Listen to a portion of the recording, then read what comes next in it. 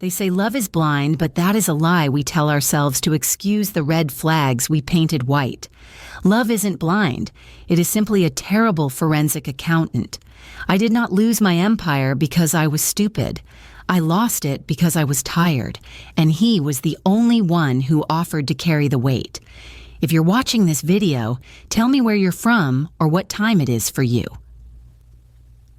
The champagne flute in my hand felt dangerously fragile, the crystal stem slick with condensation against my thumb.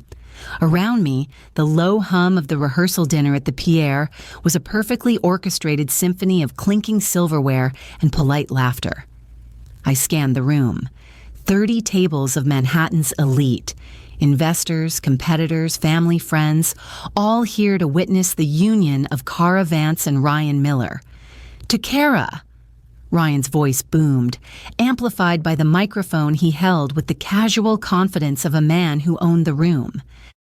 He stood at the head table, his tuxedo jacket unbuttoned just enough to suggest ease rather than sloppiness.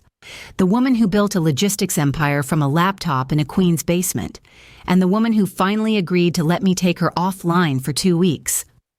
Laughter rippled through the crowd. I smiled. My cheeks hurt from smiling. It was the trained smile of a CEO closing a merger, not a bride. My phone buzzed against my thigh, hidden in the folds of my silk dress. I ignored it. Ryan raised his glass, catching my eye. His gaze was warm, anchoring. "I promise to honor you," he said, his voice dropping an octave, intimate despite the audience, "to protect you, and to make sure you actually use your vacation days." "Here, here," my father-in-law-to-be shouted from table 4. The phone buzzed again, long, urgent, a haptic pattern I had programmed myself. My smile wavered. That wasn't a social notification. That was the red line alert, a direct link to the forensic API I had installed on the company's servers 3 years ago after the data breach scare. It only triggered for unauthorized outbound transfers exceeding 5% of liquid operating capital. I took a sip of champagne to mask the sudden dryness in my throat. "Don't check it," I told myself. "Not now. It's a glitch. The system is just jittery because of the quarterly integration." Ryan was walking toward me now, the spotlight following him. He looked like salvation, tall, broad-shouldered, with that specific brand of handsome that suggested good credit and better genetics. He kissed my forehead, the crowd awing on cue. "You okay?" he whispered, his lips brushing my ear. "You look tense." "Just the shoes," I lied, leaning into him. "High arches." "1 more hour," he promised, squeezing my hand. "Then it's just us." He turned back to the guests, but I pulled my hand away, pretending to adjust my clutch. I slipped the phone out, shielding the screen with a napkin. The brightness was turned down to the minimum, but the red banner notification screamed in the dim light. Alert. Scheduling conflict transfer. Initiated $2,400,000. Destination. Vance Miller Holdings, LLP via Cayman routing. Status. Pending auth. 24 hours. The room tilted. 2.4 million. That wasn't 5%. That was the entire liquidity reserve for the Q3 expansion. And the destination? Vance Miller Holdings? My brain stuttered. We had discussed that entity. We had discussed opening a joint holding company after the honeymoon to manage our shared real estate. We hadn't opened it. I hadn't signed the incorporation papers. Cara? I snapped my head up. Ryan was looking at me, his brow furrowed with concern. A waiter hovered with a bottle of Pinot Noir. "I need the ladies' room," I said, my voice sounding tinny and far away. I stood up too fast, my chair scraping harshly against the parquet floor. "Too much champagne." "I'll walk you," Ryan offered, starting to move. "No." The word came out like a gunshot. Heads turned at the nearby tables. I forced a laugh, waving a hand dismissively. "No, stay. Entertain the board. I'll be right back." I walked out of the ballroom, keeping my spine rigid. The moment the heavy oak doors swung shut behind me, muffling the applause, I broke into a run toward the elevators. My thumbs flew across the screen, entering the biometric passcode. Access denied, biometric mismatch. My hands were shaking. I wiped my thumb on my dress and tried again. Access denied. Too many attempts. Password required. I typed in my alphanumeric string. Complex, 18 characters, case sensitive. Incorrect password. A cold sweat pricked at my hairline. I didn't forget passwords. I was Kara Vance. I remembered the serial numbers of my first fleet of trucks. I typed it again, slower, enunciating every keystroke in my mind. Account locked. Please contact your administrator. I stared at the screen until the pixels blurred. I was the administrator. Rain lashed against the windshield of the Jaguar, distorting the city lights into smears of neon and gray. The rhythmic thwump-thwump of the wipers was the only sound inside the cabin. Ryan was driving. He liked to drive the Jag. He said it made him feel like he was piloting a ship.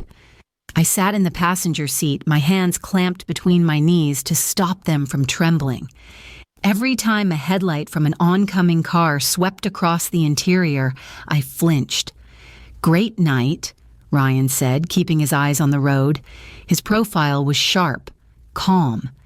"Your dad seemed happy. I think he finally likes me."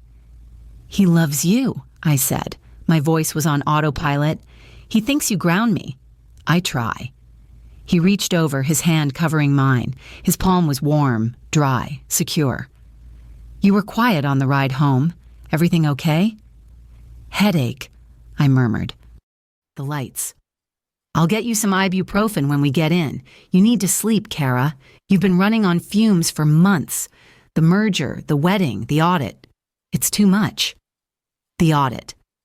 I turned my head to look out the window, fighting the bile rising in my throat. "Ryan, did we ever finalize the paperwork for the joint holding company? The one for the house?" He didn't blink. He didn't tense up.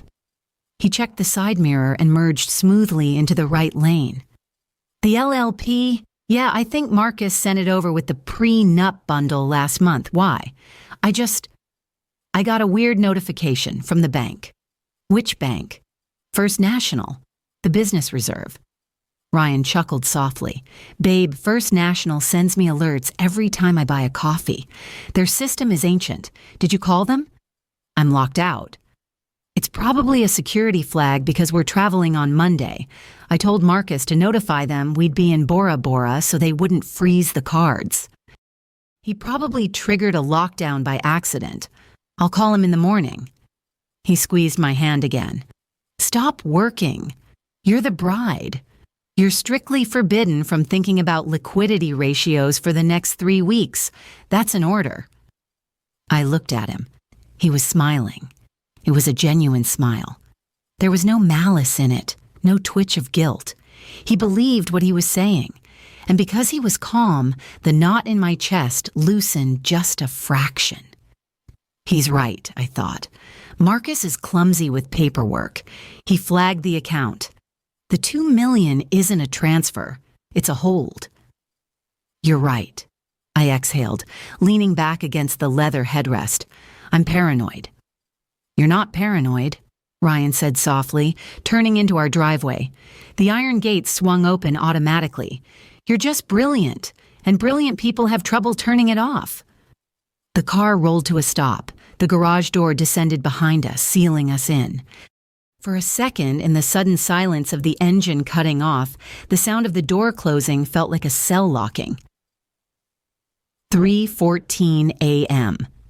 The numbers on the digital clock stared at me. Beside me, Ryan was dead to the world. His breathing was deep and even, one arm thrown carelessly over his eyes.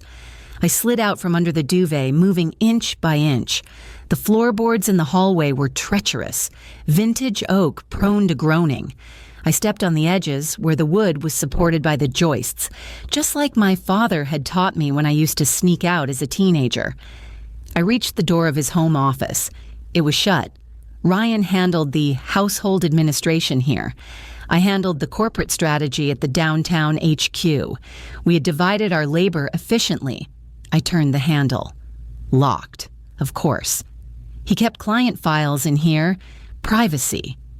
I went to the kitchen, opened the junk drawer, and found the emergency key set. I sifted through them by the light of the microwave clock until I found the small brass key for the interior doors. I crept back up. The key slid into the lock with a soft snick. I held my breath, waiting for Ryan to stir. Silence. I pushed the door open. The office smelled of cedar and old paper. I moved to the filing cabinet in the corner, a heavy fireproof monstrosity he had bought at an auction. It had a digital keypad. I stared at it. I didn't know the code. Why would I? I respected his privacy. I tried his birthday. 0915. Red light. I tried my birthday. 0622. Red light. I tried the day we met. 1104. Red light. Think, I whispered, pressing my forehead against the cold metal. He's not sentimental. He's logical. What was the one number Ryan never forgot? The one he bragged about? His handicap. No, that changed. His bar exam score. I closed my eyes, trying to visualize the framed certificate on the wall behind me. He had scored in the top 1%, 174 on the LSAT. No, the bar exam score. I turned on my phone flashlight, shielding the beam with my hand, and swept it across the wall. There it was. New York State bar admission. It didn't list the score. I looked at the desk. A notepad, a pen, a calculator. The calculator. Ryan was obsessed with the Fibonacci sequence. He used it for stock trends. I typed 11235, click. The mechanism whirred, and the drawer popped open. My heart hammered against my ribs. I thumbed through the hanging folders. Taxes, medical, car insurance, wedding. I pulled the wedding file. It was thick. Caterer contracts, floral invoices, the DJ's rider. And at the very back, a blue folder labeled Vance Miller LLP. I opened it. Partnership agreement dated October 14th. I flipped to the signature page. There was my signature. Blue ink, distinctive loop on the V. I flipped back to the contributions section. Partner A, Vance, contributes real estate property located at 440 West Chelsea. 100% equity in Vance Logistics operating account. Partner B, Ryan Miller, contributes intellectual, capital, and management services. I felt sick. I scanned the clauses, looking for the exit. Clause 14, EB, vesting. Full managerial control and signatory authority shall vest in the managing partner, Ryan Miller, immediately upon the solemnization of the marriage between the partners. Clause 14. Point C, irrevocability. This transfer of assets is irrevocable and binding, surviving any subsequent dissolution of marriage unless proven by clear and convincing evidence of fraud. I wasn't just giving him a bank account. I was signing over my life. And the trigger wasn't the signature on this page. The trigger was the I do. I sank to the floor, the document trembling in my hands. The paper felt heavy, like lead.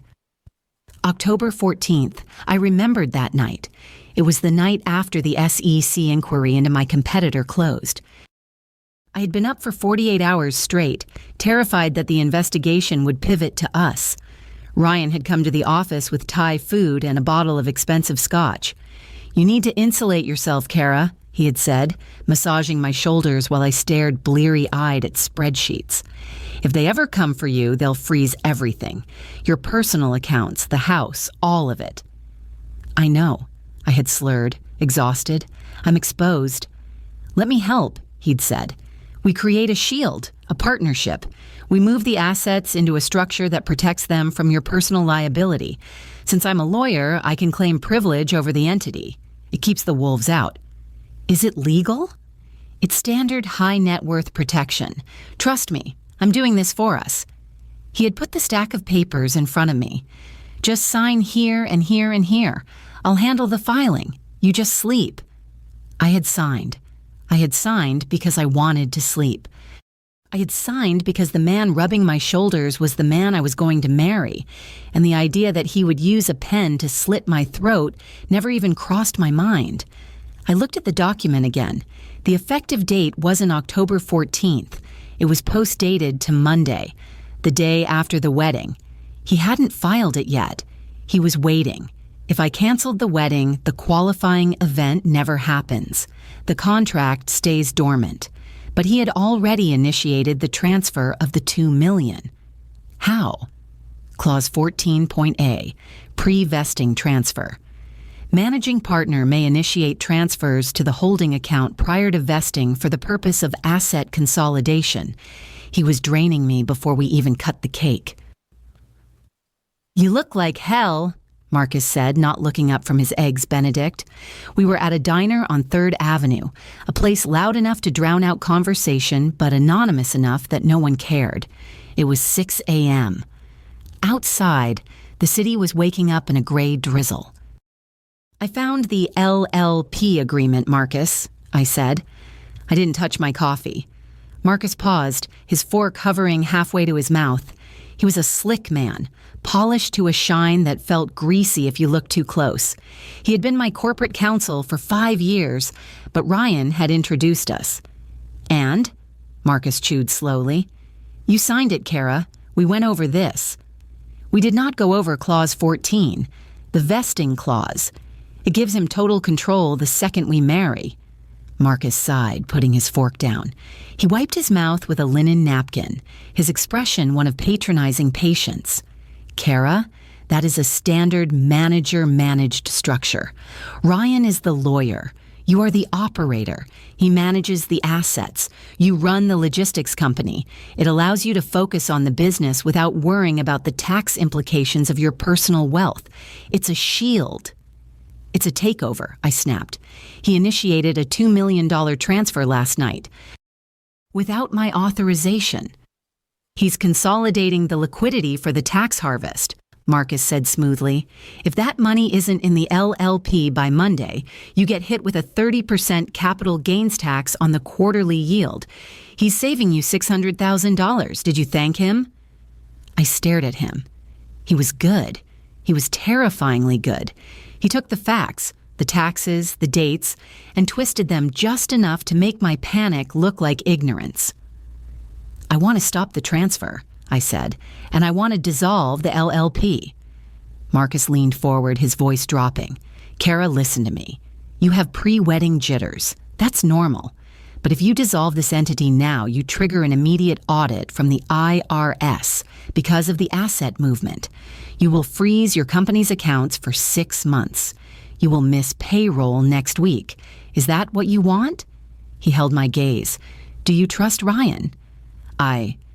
Because if you don't trust him, don't marry him. But don't blow up your company's financial structure because you're having a panic attack about commitment. Ryan loves you. He is working his ass off to protect your money." He checked his watch. "I have court. Go to your dress fitting. Have a mimosa. Stop playing lawyer." He threw a $50 bill on the table and walked out. I sat there, the smell of grease and coffee turning my stomach. He had cornered me. If I stopped it, I triggered an audit. If I let it go, I lost control. The fitting room at Kleinfeld was an explosion of white tulle and lace. 3 bridesmaids, my college roommate Sarah, my cousin Jen, and Ryan's sister Chloe, were spinning in their lavender gowns, taking selfies. "You look like a princess," Chloe squealed, adjusting the train of my dress. I stood on the pedestal, staring at my reflection. The dress cost $12,000. It was hand-stitched in Milan. It felt like a shroud. "It's a little loose in the waist," the seamstress mumbled, her mouth full of pins. "Have you lost weight since last week?" "Stress," I said. My phone, sitting on the velvet bench, lit up. "Bank alert. Transaction declined. Merchant, Kleinfeld Bridal. Amount, $3,500. Reason, insufficient funds." The seamstress paused. "Ms. Vance? The front desk just messaged. There's an issue with the card on file for the final payment." The room went quiet. Chloe lowered her phone. "Awkward," she whispered, thinking I couldn't hear. It's a fraud block, I said, my face burning. I'm traveling. I'll use a different card. I walked to my purse and pulled out my personal black card, the one linked to my private savings, not the business. I handed it to the assistant who had appeared at the curtain. She returned 2 minutes later. I'm so sorry, Miss Vance. This one was declined too. Refer to issuer.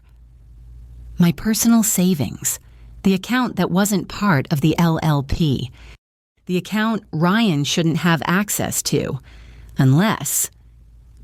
I remembered the power of attorney I had signed 3 years ago when I went into surgery for my appendix. Just in case something happened. I never revoked it. He had drained it. All of it. Here, Chloe said, stepping forward and handing the assistant a platinum card. Put it on mine. Ryan can pay me back. She looked at me with a mixture of pity and suspicion.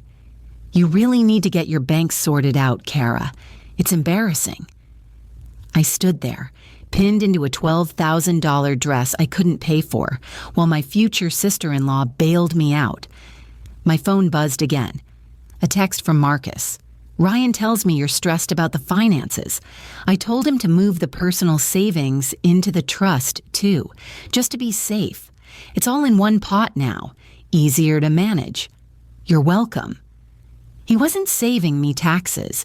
He was corralling every cent I had into a pen where only he held the gate key. And he was doing it right now while I was trapped in this dress. Take it off, I whispered. What? The seamstress asked. Take it off. The glass doors of First National Bank slid open with a pneumatic hiss that sounded like a respirator. I walked in, water dripping from the hem of my trench coat onto the polished marble floor. My hair was plastered to my skull. I hadn't bothered with an umbrella. I need to speak to the branch manager, I told the teller, now. The young man behind the counter blinked, his name tag Jason, catching the harsh fluorescent light. Do you have an appointment, Ms. Vance? Kara Vance. I hold the primary commercial accounts for Vance Logistics. Get him. 10 minutes later, I was sitting in a leather chair that squeaked every time I shifted my weight. Across the mahogany desk sat Mr. Henderson, a man whose smile seemed to be held in place by starch and willpower. Mrs. Vance, he said, folding his hands over a file. I understand you're concerned about the recent activity on the Vance Miller holding account. It is not a holding account, I said, my voice steady but brittle. It is a theft. I did not authorize the transfer of $2.4 million. I did not authorize the liquidation of my personal savings. I want the accounts frozen immediately. Fraud protocol. Henderson sighed, the sound of a man dealing with a hysterical child. He tapped his keyboard. I see the flag you attempted to place via the app. However, the transfers were initiated by Mr. Miller, who is a listed signatory with full power of attorney on your personal accounts and the managing partner on the corporate entity. I am revoking the power of attorney, I said, reaching into my wet coat pocket to pull out a crumpled piece of paper I had typed up in the car. Here, written notice. Revoke it. Henderson didn't touch the paper. I can certainly process a revocation request, Ms. Vance. It typically takes 48 to 72 hours to clear legal compliance, especially with pending high-value transactions. I don't have 72 hours.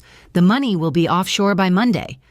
Mr. Miller has provided documentation that these transfers are for tax consolidation purposes related to your upcoming nuptials, Henderson said, his tone cooling. He actually called us this morning to warn us you might be overwhelmed. He mentioned you were having a medical episode. My blood ran cold. A medical episode.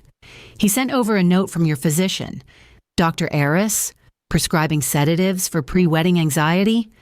Henderson turned the monitor slightly so I could see. There was a PDF on the screen, a prescription pad, lorazepam.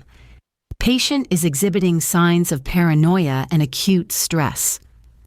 That's a lie, I whispered. I haven't seen Dr. Eris in 2 years. Miss Vance, if you continue to raise your voice, I will have to ask security to escort you out. We cannot freeze assets based on a domestic dispute when the paperwork is legally sound. I stood up. My chair hit the wall with a deafening bang. It's not a domestic dispute. It's embezzlement. He is stealing my company. Security? Henderson said calmly into his desk phone. 2 uniformed guards materialized at the door. I looked at Henderson, then at the guards. I realized with a sick, sinking feeling that to everyone in this room, to the law, to the bank, to the world, I wasn't a CEO fighting for her life. I was a crazy woman soaking wet in a bridal suite of nightmares. I'm leaving, I spat. But you better document this conversation, Henderson, because when the FBI comes, I'm giving them your name first. The drive to Serenity Hills took 2 hours. It was a sprawling estate in the Hudson Valley, the kind of rehab facility that looked more like a resort for exhausted billionaires than a hospital for addicts. It cost $40,000 a month. I parked the Jaguar, Ryan's Jaguar technically, since he'd traded in my SUV for it for safety, and walked to the reception. The air here smelled of pine needles and money. I'm here to see Jules Vance, I told the receptionist. One moment. She typed on her keyboard. Her nails were perfectly manicured, a soft pink. I'm sorry, Ms. Vance. Unless you're here to update the billing method? What? We received a notice of payment failure this morning. The automatic draft from the Miller Trust was declined. She looked up, her expression apologetic but firm. Per our policy, if payment isn't rectified within 24 hours, we have to initiate discharge procedures. Discharge? She's been here 3 weeks. She's in the middle of detox. I understand, but we require valid funding. I pulled out my credit card. The one Chloe had paid off for me? No, that was the bridal shop. I pulled out my emergency business card. Try this. She swiped it. The machine beeped, declined. Ryan had frozen the corporate expense cards too. I can bring a check, I stammered, on Monday. We can't accept personal checks for accounts in arrears. I walked out to the patio where residents were allowed supervised visits. I saw Jules. She was sitting on a bench, staring at a squirrel. She looked better than she had in years. Her skin had color. Her eyes weren't glassy. She looked like the little sister I used to braid hair with before the pills took her. She saw me and waved. Kara, you came. She ran over and hugged me. She smelled like soap and peppermint gum. I'm doing it, Kara. 30 days clean on Tuesday. I feel clear. I hugged her back, squeezing my eyes shut to stop the tears. If I told her the money was gone, that she had to leave tomorrow, she would be back on the street in 6 hours. She would use, and this time, she might not wake up. I'm so proud of you, I choked out. Is everything okay? She asked, pulling back to look at me. You're trembling. Just wedding stress, I lied. Cold feet. Don't be silly, she smiled. Ryan is a saint. He called me yesterday, you know. Told me he'd make sure I was taken care of no matter what. He really loves us, Kara. Ryan had called her. He had called her to remind her that he was the one paying the bill. He was holding a gun to her head, and she thought he was petting her hair. Yeah, I said, my voice hollow. He sure does.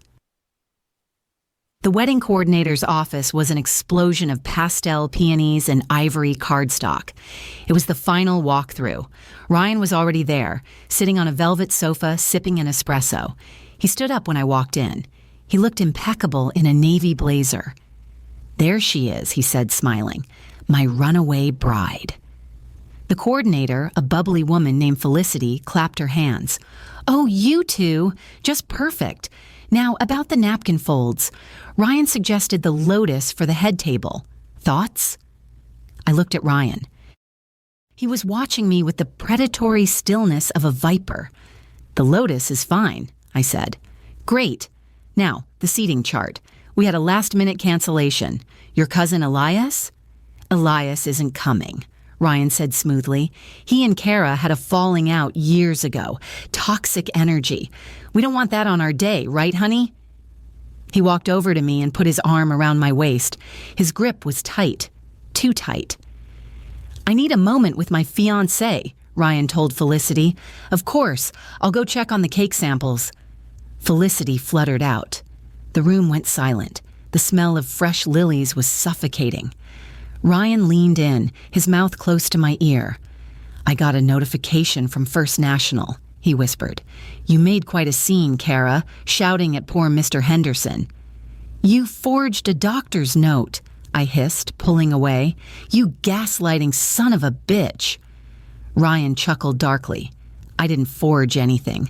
Dr. Aris is a client of mine. He wrote exactly what I told him to write. Because it's true. You are paranoid. You are stressed.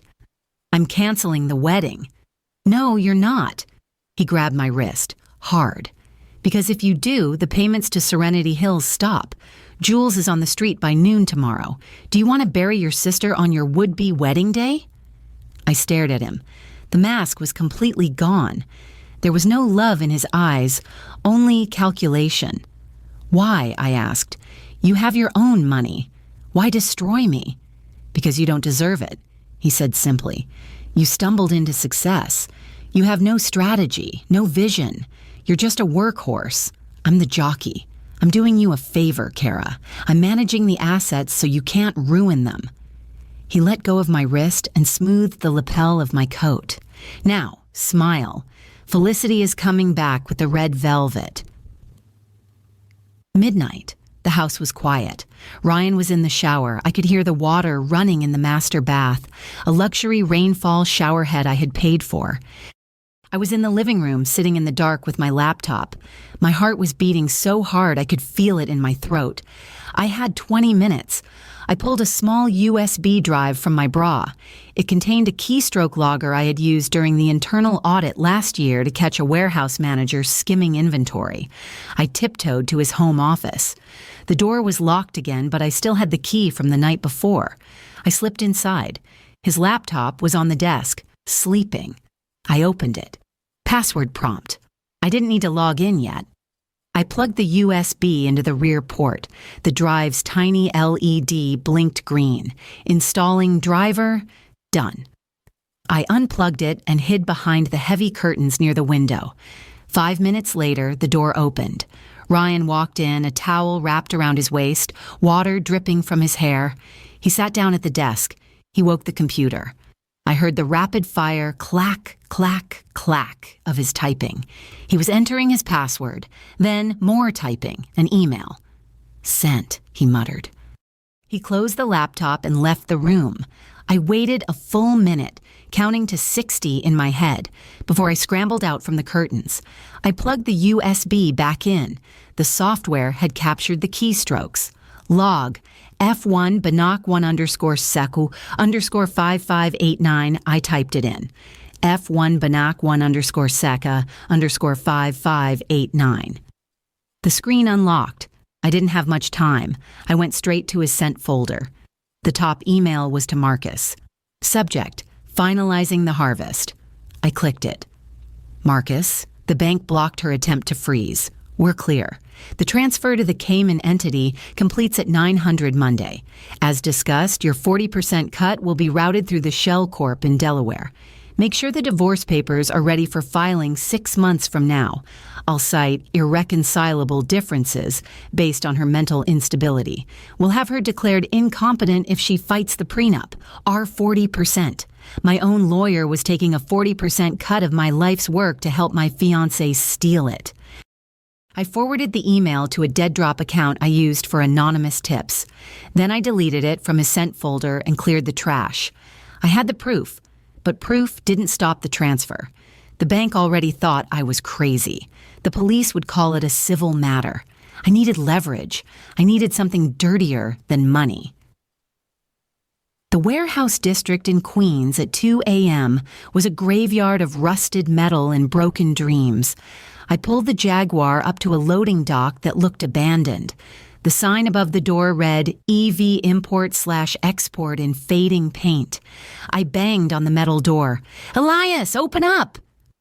A minute later, the roller door rattled up. Elias stood there, holding a tire iron. He looked older than I remembered, grayer. His coveralls were stained with grease. "Well," he spat, lowering the iron, "if it isn't the queen of logistics. Come to gloat before the big day." "I need help," I said. "Get lost, Kara. You fired me, remember?" Conflict of interest. That's what your fiancé called it. He lied, I said. He lied about everything. He's stealing the company, Elias. He's stealing everything. Elias paused. He looked at my wet coat, my desperate eyes. He stepped back. "Come in. But if you bleed on my floor, you're cleaning it up." His office was a glass box overlooking the warehouse floor. It was cluttered with engine parts and old invoices. "Talk," he said, pouring cheap whiskey into a dirty mug. I told him everything. The LLP, the rehab threat, the email I found. "So the lawyer is in on it," Elias mused, rubbing his jaw. "Marcus, never liked him. Too much hair gel." "I need to stop the money, Elias. But I'm locked out. He has the 2 FA tokens. He has the passwords." "You don't need to stop the money," Elias said, turning to his computer. It was a custom rig, 3 monitors, running Linux. Elias wasn't just a mechanic, he was a former white hat hacker who used to test security for shipping firms. That was why I hired him originally. That was why Ryan wanted him gone. "What do you mean?" "If he's moving that much cash, he's not keeping it in cash. He's leveraging it. Ryan Miller isn't a saver, Kara. He's a gambler. I've heard rumors." "Rumors?" "Underground poker. High stakes. Futures trading on margin. Let me dig." Elias's fingers flew across the keyboard. "I still have backdoors into the credit reporting agencies. Old habits." He typed for 10 minutes. Silence stretched in the room, heavy and thick. Then he stopped. "Oh," he whispered. "Oh, Kara." "What?" I moved to stand behind him. The screen was filled with rows of red numbers. "He's not stealing your money to get rich," Elias said, pointing at the screen. "He's stealing it to stay alive." "I don't understand." "Look at this debt load. He owes $12 million to a syndicate in Macau. He's been shorting tech stocks and losing. Badly." Elias clicked another window. "And look at the timestamp on these debts. They're callable on Monday. If he doesn't pay them by Monday, he's a dead man, literally." I stared at the screen.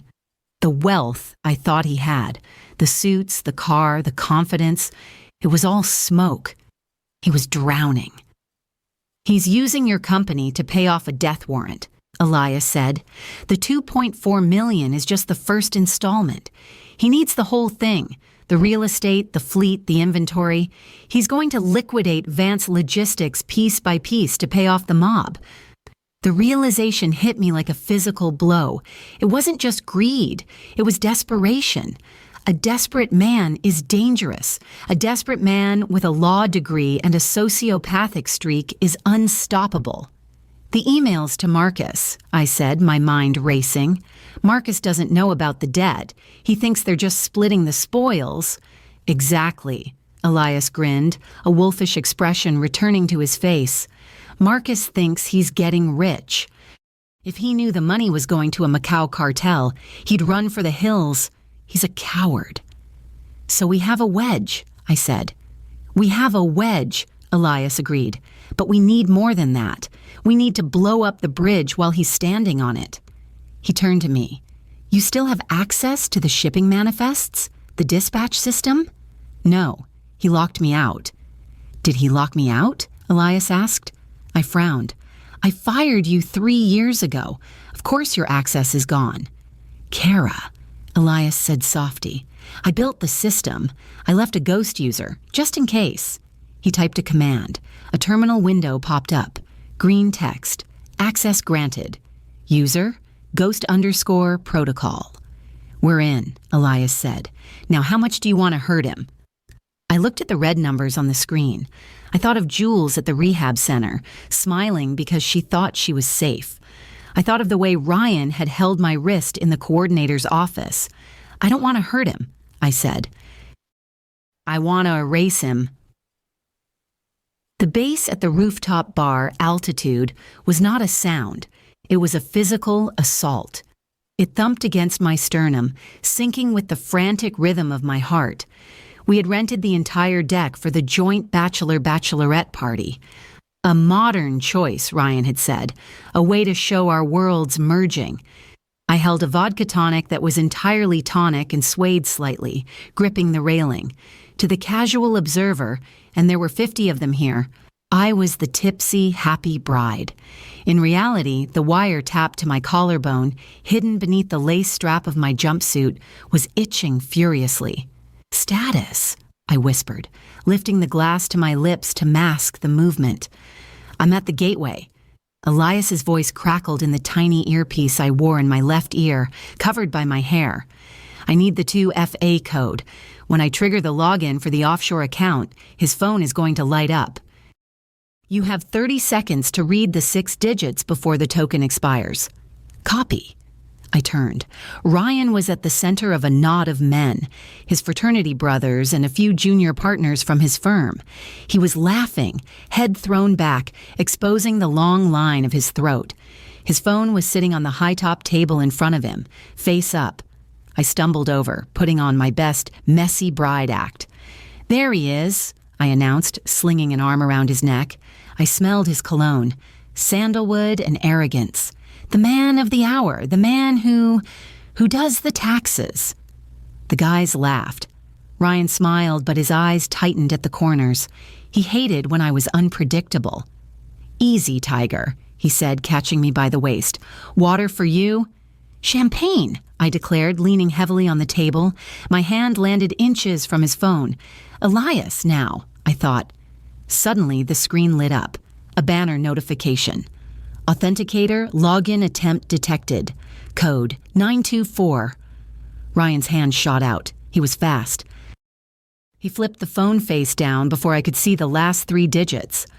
"Work," he said smoothly. "Always working." "Boo," I pouted, grabbing his lapel. "No work, it's a party. Who is it? Is it Marcus? Is it a girl?" "Kara, stop," he murmured, his grip on my waist tightening into a warning. "I bet it's a girl." I made a grab for the phone. He caught my wrist. "It's nothing." "Let me see," I escalated, raising my voice just enough to draw attention. "If it's nothing, let me see. Unless you're hiding something." The circle of men went quiet. This was the kitchen table drama spilling into public. Ryan had to de-escalate. He couldn't look like a controlling jerk in front of his partners. He sighed, a performance of long-suffering patience. He flipped the phone over and unlocked it with his thumb. The code was still visible on the widget. "See?" He showed me the screen. "Just a spam alert. Happy?" I squinted at it, pretending to focus. 924771. "Boring," I slurred, pushing the phone away. 924771, I whispered into my glass as I turned away. "I'm in," Elias said in my ear. "I'm in the Cayman shell, downloading the transaction history now. Go throw up in the bathroom or something. We need to talk." The next morning, the sunlight slicing through the blinds felt like a judgment. I sat at the kitchen island nursing a black coffee. Ryan was already gone, golf with the investors. He had left a note. Advil in the cabinet. "Love you." "Talk to me, Elias," I said, my phone on speaker. "It's worse than we thought," Elias said.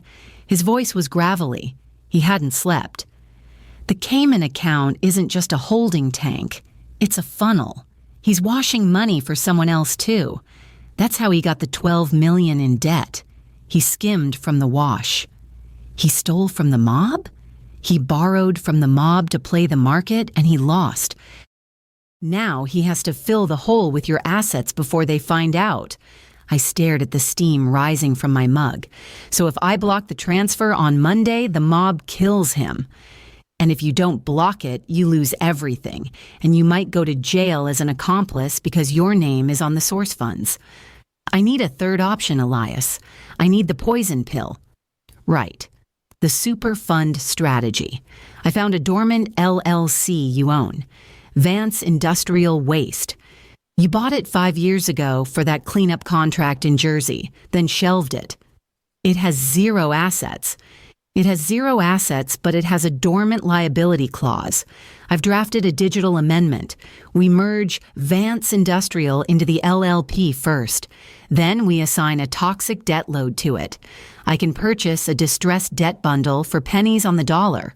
Basically, I can buy $20 million of environmental fines that are currently in collections. Is that legal? It's gray. We're buying debt. People do it all the time. But here's the kicker.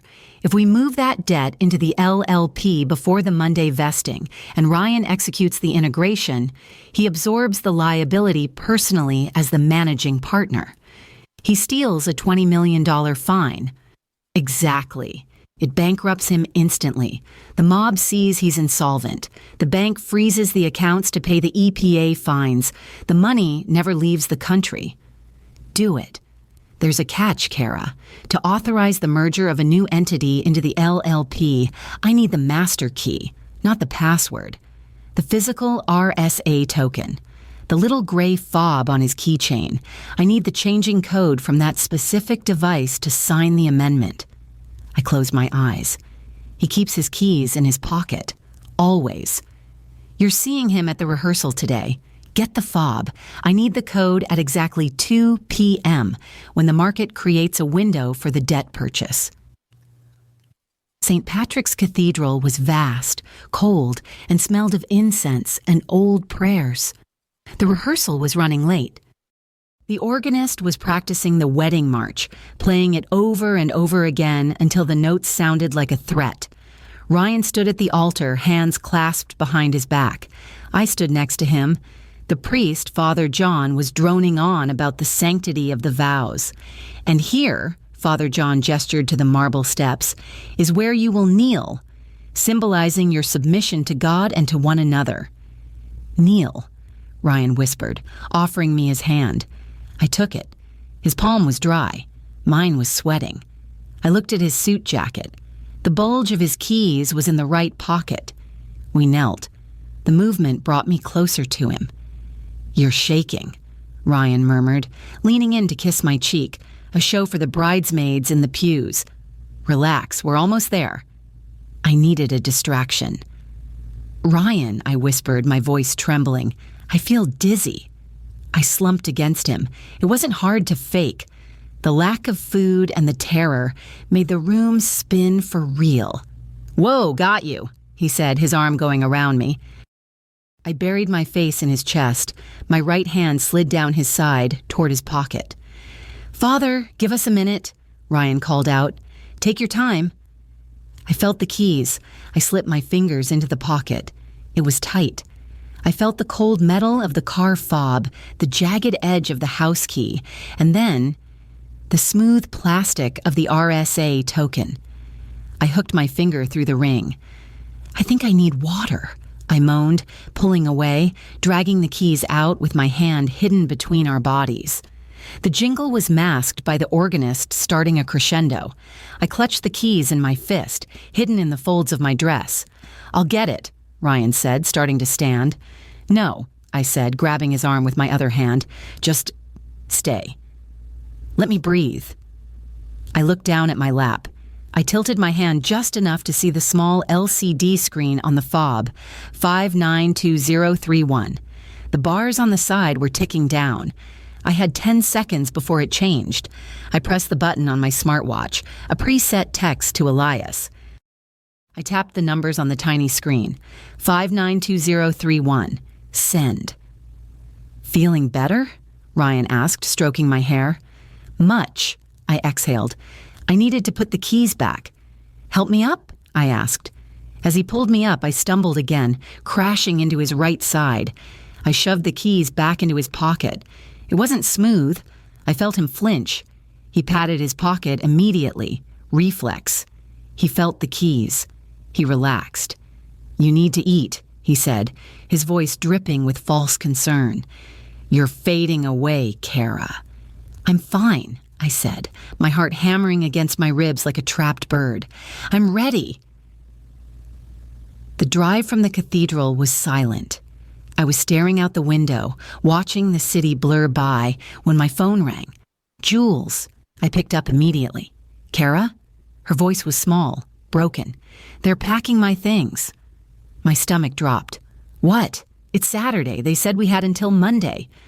The administrator, Mr. Lipton, he came in. He said he got a call from the trustee, Ryan. Ryan told them the funding was permanently withdrawn. He told them to discharge me immediately.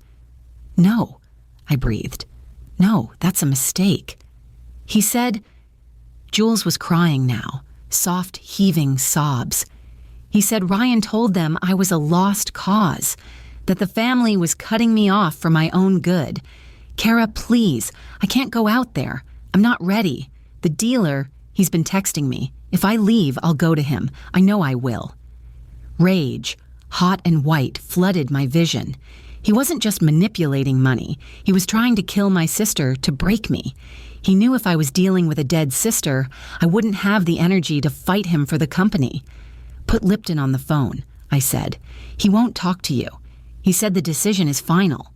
Jules, listen to me. Lock yourself in the bathroom. Do not come out. Do not let them drag you out. I am coming. I will be there in 2 hours. Kara, you have the rehearsal dinner. Screw the dinner. Lock the door. I hung up. Turn the car around, I told the driver. Kara? Ryan looked up from his tablet. We have the dinner at the plaza in an hour. You can't leave. He's kicking her out, Ryan. You called the facility. Ryan didn't blink. He closed the tablet cover with a soft snap. I did. It's time for tough love, Kara. You've been enabling her for years, just like you've been enabling your own incompetence. Stop the car. No, Ryan said to the driver. Keep going. I lunged for the door handle. We were moving at 40 miles per hour. Are you insane? Ryan grabbed me, pinning my arms. Let me go. You're killing her. I'm saving us, he roared, his mask slipping for the first time. She is a drain, a leech. She will bleed you dry until there is nothing left for me. He stopped. He realized what he said. I went still. For you? He smoothed his tie, his breathing heavy. For us. I meant for us. Let me out, Ryan. Or I swear to God I will scream so loud the driver will have to call the police.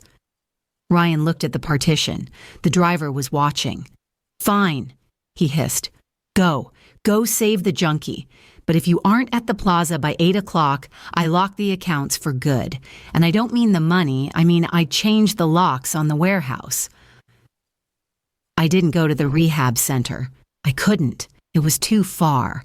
I called Elias and told him to send a courier with $5,000 cash to the facility to bribe the administrator for one more night. It was a stopgap. Instead, I went to the apartment. Our apartment. Ryan came home at 11 p.m. I was sitting in the dark in the living room holding a glass of water. He flipped on the light. He looked tired. The dinner had happened without the bride. He had spun it, I was sure. Food poisoning, exhaustion. You embarrassed me, he said, loosening his tie. He threw his keys on the counter, the keys I had picked. Why, Ryan, I asked. My voice was calm. We have $10 million. Why do you need to steal the rest? He walked to the bar and poured himself a scotch. He didn't look at me. You think you built that company, he said, his back to me. You think because you sat in the truck stops and negotiated with the unions, you built it. But you didn't. You built a job. I built the wealth. He turned around. His eyes were cold, dead things. I structured the tax shelters. I negotiated the credit lines. I fended off the audits. You were playing with trucks, Kara. I was playing the game. And then, when I needed you, when I got in a hole, you were too busy saving your sister to notice I was drowning. So you decided to sacrifice us. I decided to survive. He slammed the glass down. Do you know what these people will do to me? They won't just kill me, they will peel me apart. I did what I had to do, and frankly, you should thank me. I'm leaving you the house. I'm leaving you the name. I'm just taking the liquidity. It's not liquidity. It's my life. It was never yours, he sneered. It belongs to the smartest person in the room, and that has never been you. He finished the drink. Get some sleep. We have a wedding tomorrow, and you're going to smile. Because if you don't, I call the rehab center back, and this time I tell them Jules has drugs in her room. I planted them last week when I visited. Just in case. He walked past me to the bedroom. I waited until the door clicked shut. I touched the phone in my pocket. The voice memo app was running. It had been running since he walked in. I'm just taking the liquidity. I planted them last week. I had the confession, but confession wasn't enough. I needed to destroy the mechanism. 3 a.m., the wedding day. I was in the guest room, huddled under a blanket with my laptop. Elias was on the line. The debt bundle is ready, Elias whispered. I've queued the merger. We are going to shove $20 million of toxic debt into the LLP. As soon as you hit execute, the entity becomes radioactive. Ready, I said. My finger hovered over the enter key. On my mark, 3, 2, 1, execute. I pressed enter. The screen loaded, the spinning wheel of death, processing. I held my breath. Error. Transaction failed, access denied. My heart stopped. Reason. Managing partner privilege revoked. User Kara_Vance has been removed from admin group. Elias, I choked out. It failed. I see it, Elias said, his voice rising in panic. He locked it. He must have seen the token login from the church. He didn't stop it then. He waited. He changed the permissions on the master root. A new window popped up on my screen, a chat box from Ryan. Ryan, nice try with the keys, babe. But did you really think I wouldn't notice the login from an unrecognized IP address? Ryan, I locked you out, Kara. And just to be safe, I moved the vesting schedule up. The transfer happened at midnight. The money is gone. The accounts are empty. Ryan, see you at the altar. Don't be late. I stared at the screen. He had won. The money was gone. The company was hollowed out, and in 6 hours I was supposed to walk down the aisle and marry the man who did it. I looked at the window. The sky was turning a bruised purple. Dawn. I had no money. I had no company. I had a recording of him confessing, but he had my sister framed for possession. If I went to the police, he would burn Jules before they even cuffed him. I was checkmated, or was I? I looked at the error message again. User Kara_Vance removed. He had removed me, but he hadn't removed Vance Logistics. Elias, I said, a strange, cold calm settling over me. He moved the assets, right? He took the money. Yeah, it's in the Cayman shell. Did he take the regulatory credentials? The SEC filing codes? No. Those are attached to the operating entity, which is now empty. Good, I said. Then we don't need to steal the money back. We're going to report a crime. What crime? He made it look legal. Not his crime, I said. Mine. What? I'm going to confess to insider trading. I'm going to report that the funds he stole were proceeds from illegal stock manipulation. I'm going to nuke the money. Kara, if you do that, the SEC freezes everything. It becomes evidence. You'll never get it back. You might go to prison. If I do it, the mob doesn't get paid, I said. And if the mob doesn't get paid... Ryan is a dead man, Elias finished. Prepare the affidavit, I said. I'm going to get my hair done. The makeup artist, a woman named Val who smelled of hairspray and spearmint, was applying the final layer of setting powder. My face in the mirror looked like a porcelain mask. It didn't look like me. It looked like a woman who was about to walk into a buzzsaw. You're so calm, Val murmured, brushing a stray hair from my forehead. Most brides are hyperventilating by now. I'm focusing, I said. My phone sat on the vanity table, propped up against a bottle of perfume. The screen was dim, but the draft email was open. To whistleblower at sec.gov, NY field office at fbi.gov.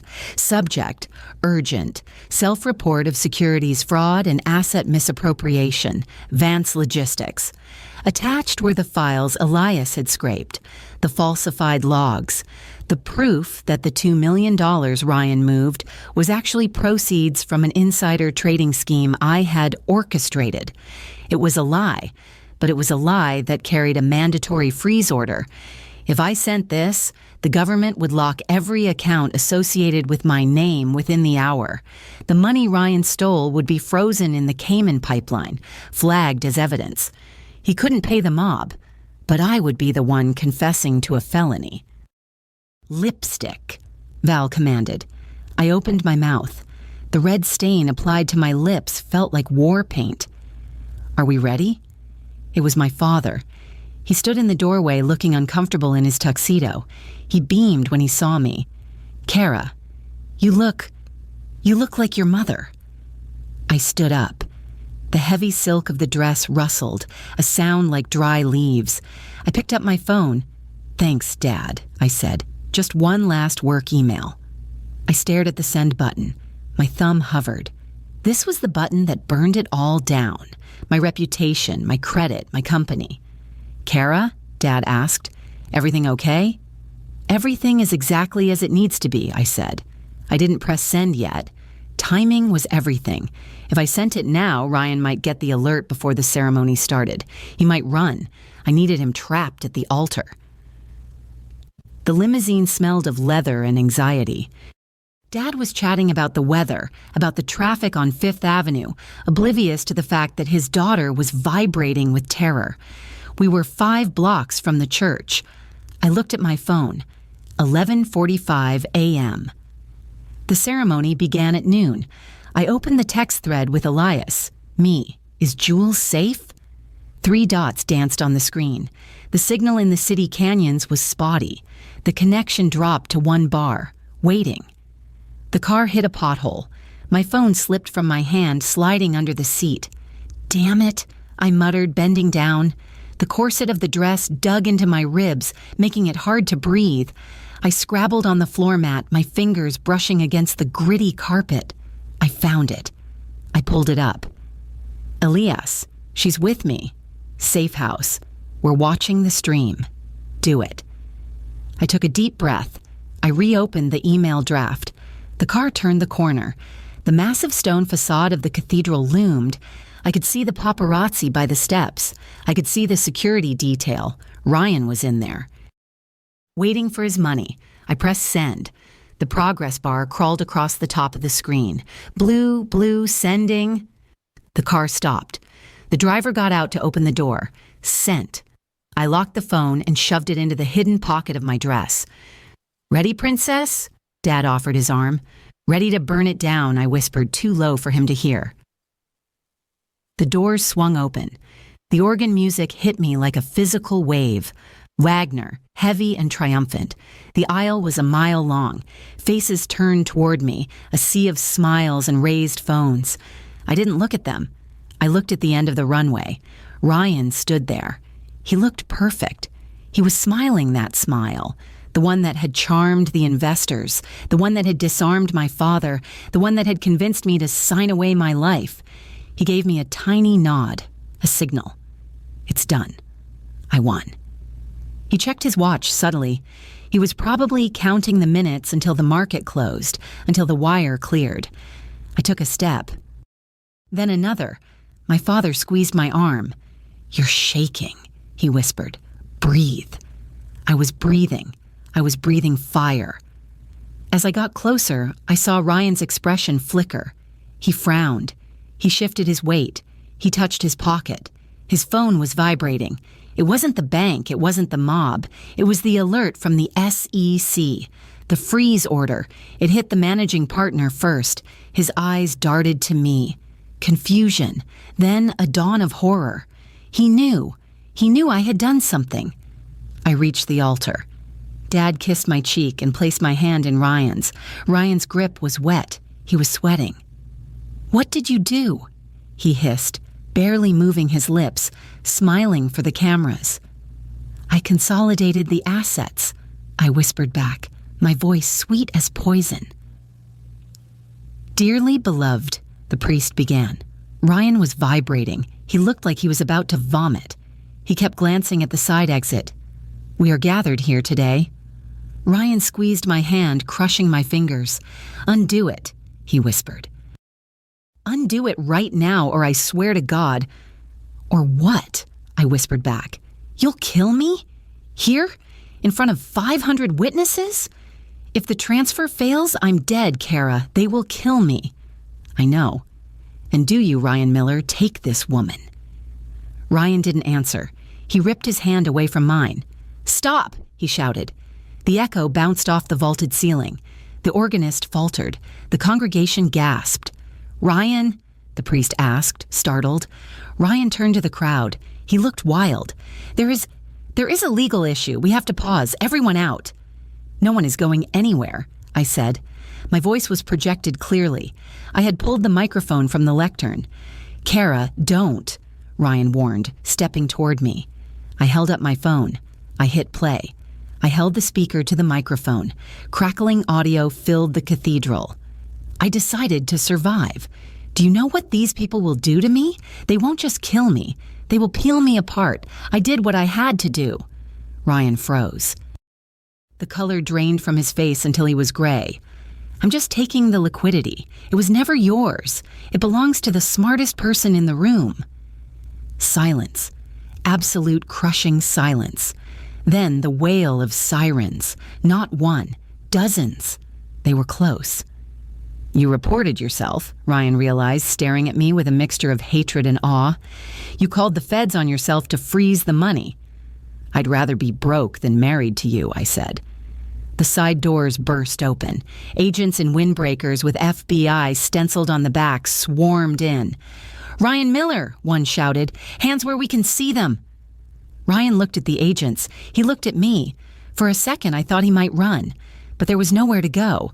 The mob was outside. The feds were inside. He raised his hands. "She's crazy," he screamed, pointing at me as they grabbed him. "She's unstable. Ask her doctor. She did this." "We have the emails, Mr. Miller," the agent said, spinning him around. The handcuffs clicked. A cold, metallic finality. The reception hall was empty, save for the police tape and a few bewildered catering staff cleaning up the untouched shrimp towers. I sat on a folding chair in the vestry. My dress was ruined, stained with dust from the floor where the agents had told everyone to get down. Special Agent Miller, no relation, ironically, sat across from me. "That was a hell of a stunt, Ms. Vance," he said. He wasn't smiling. "Did you get the files?" I asked. "We did, and we froze the Cayman transfer. The money is secure." "Good. However," he leaned forward, "you submitted a sworn affidavit claiming you participated in insider trading. That's a felony, Kara. Even if you did it to stop him, you confessed." "I know." "We're going to have to seize the assets pending a full investigation. The company accounts, your personal savings, the house. Everything is evidence now. It could take years to untangle. You won't have access to a dime." "I know. And you might face charges for filing a false report if it turns out you didn't commit insider trading and just said you did to manipulate the SEC." I looked at him. I was exhausted. My bones felt like lead. But for the first time in months, the buzzing in my head had stopped. "Charge me," I said. But he didn't get the money. The agent sighed, closing his notebook. No, he didn't. And based on the debt markers we found on his laptop, he's safer in our custody than he would be on the street. He stood up. "You're free to go for now. Don't leave the state." I stood up. I had no money, no car, no home to go back to, but I had the dress. "Can I keep the pen?" I asked. I walked out the back door of the cathedral. The rain had started again, washing the grime off the city streets. A beat-up Honda Civic was idling at the curb. The window rolled down. Jules was in the passenger seat. She looked tired, but she was smiling. Elias was driving. "Get in," Elias said. "I saved you the middle seat." I climbed in. The car smelled of fast food and motor oil. It was the best smell in the world. "He's in holding," I said, peeling the false lashes off my eyes. "No bail." The mob connection spooked the judge. "And the company?" Elias asked, merging into traffic. "Gone, frozen, probably forever." Jules reached back and squeezed my hand. "We can live in the warehouse," she said. "It has a shower and a microwave." "We have nothing," I said, looking at the rain streaking the glass. "We have us," Jules said, "and you have a brain that just outsmarted the mob and the FBI in the same hour." I looked at my reflection in the side mirror. The bride was gone. The victim was gone. I smiled. It wasn't a nice smile. It was a hungry one. "Elias," I said, "how much is that scrap metal in the yard worth?" "Maybe $4,000, he shrugged. "It's startup capital," I said. Drive. Outro. The lesson wasn't about love. It was about leverage.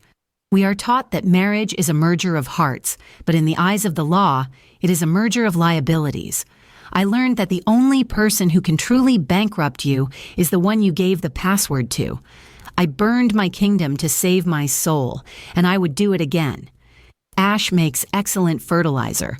I destroyed my own company and confessed to a crime I didn't commit just to ensure he got nothing. Was that justice? Or did I just let him drag me down to hell with him? Would you have let him take the money to save your business, or would you have burned it all down like I did? Tell me in the comments. If this story resonated with you, leave a like and consider subscribing. You can also drop any comment below, even just one word. Maybe tell me where you're watching from, or what time it is right now. Sometimes one word